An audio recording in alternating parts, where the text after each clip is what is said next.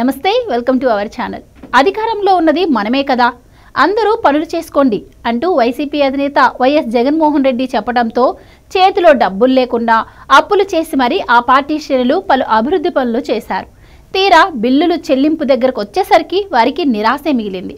సీఎంగా ఉన్నంతకాలం తాడేపల్లి ప్యాలెస్ వదిలి జగన్ బయటికే రాలేదు. ఫలితంగా అధికారంలో ఉన్నంత దాకా బిల్లుల కోసం జగన్ను అడిగే అవకాశమే దక్కలేదు. తీరా అధికారం నుంచి దిగిపోయాక జగన్ను ఆ పనులు చేసిన కాంట్రాక్టర్లు బిల్లుల విషయం గురించి ప్రస్తావించారు. ఈ మాట విన్నంతనే జగన్ స్పందించిన తీరు నిజంగానే వారిని హతాశులను చేసిందనే చెప్పాలి.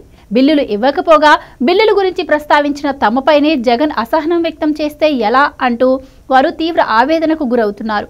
అంతేకాకుండా పనులు ఇచ్చిన నేతే బిల్లుల గురించి ఇక మర్చిపోవాలి అన్నట్లుగా మాట్లాడితే తాము ఎవరి దగ్గరికి పోవాలి అంటూ వారంతా ఒకంత ఆగ్రహావేశాలకు గురవుతున్నారు.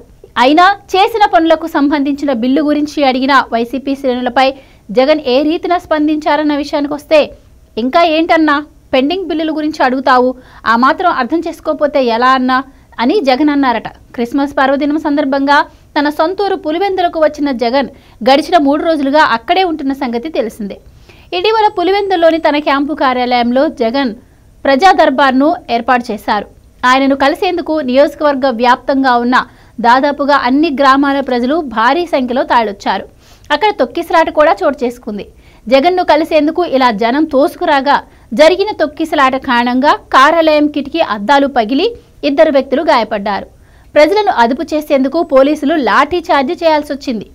ఈ సందర్భంగా జగన్ సీఎంగా ఉండగా పలు పనులు చేసిన చాలా మంది కాంట్రాక్టర్లు జగన్ను కలిసేందుకు వచ్చారట. తాము చేసిన పనులకు సంబంధించిన బిల్లులు ఇంకా విడుదల కాలేదన్న విషయాన్ని జగన్కు చెప్పి ఎలాగోలా బిల్లులు విడుదల చేయించుకోవాలన్న ఆశతో వారు అక్కడికి వచ్చారు. ఈ సందర్భంగా ఓ కాంట్రాక్టర్ జగన్ వద్దకు వచ్చి బిల్లుల గురించి ప్రస్తావించారు. ఈ సందర్భంగా తాను చేసిన పనులు, తనకు రావాల్సిన బిల్లుల గురించిన వివరాలను ఆయన జగన్కు అందజేశారు.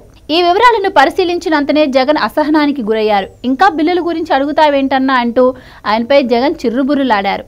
జగన్ అలా అసహనానికి గురి కావడంతో సదరు చోటా కాంట్రాక్టర్ షాక్కు గురయ్యారట. చేసిన పనులకు బిల్లులు ఇవ్వకపోగా ఇంకా అర్థం చేసుకోకపోతే ఎలా అంటూ తమనే జగన్ ఎదురు ప్రశ్నించటం ఏంటి అంటూ ఆయన ఒకంత అయోమయానికి గురయ్యారు. తాను సీఎంగా ఉన్నప్పుడే కదా వీరంతా పనులు చేసింది, వీరికి ఎలాగోలా బిల్లులు ఇప్పించాలన్న దిశగా ఆలోచించాల్సిన జగన్ ఇక బిల్లుల గురించి మర్చిపోండి అన్నట్లుగా మాట్లాడతారేంటి అంటూ ఆ కాంట్రాక్టర్ ఆవేదనకు లోనయ్యారట. మొత్తంగా తన సొంత పార్టీ శ్రేణులపైన అసహనం వ్యక్తం చేస్తున్న జగన్ వారికి వరుసగా షాకుల మీద షాకులు ఇస్తున్నారు.